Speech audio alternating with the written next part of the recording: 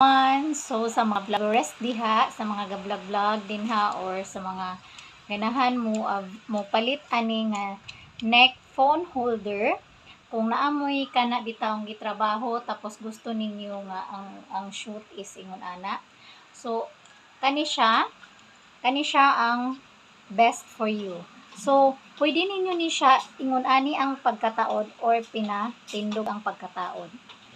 And kanina ani siya button dire kung imo ni siyang tangtangon dire nga part, so imo ra ng pisliton and then ana. So imong iuli, imo rasang ingon ana. If diri pud sa pikas, imong pisliton ang button ingon ana. Barato ra kaayo ni siya, and the link ako ibutang sa yellow basket.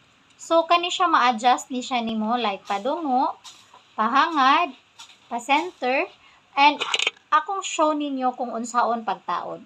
So, kay ako magagamit akong cellphone, imagine this is your phone.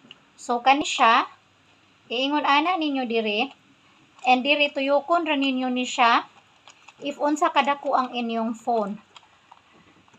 And literally, dili na siya mahulog, kay inyo man na siyang hugtan dire. So, ingon ana siya, ang style. So, kung ang inyong shoot is naa diri sa ilalom, pwede ninyo ingon ana.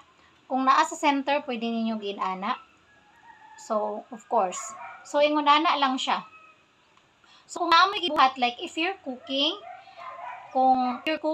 or gaon sa mo, so naa ra gihapon, ga-shoot ra gihapon inyong cellphone. So, no need ninyo nga ang usa ga trabaho, ang usa ka kamot din ang usa ga hold sa phone. No need na. Ang phone ninyo naa diri and your both hands you can use magluto mo or magunsa mo din ha.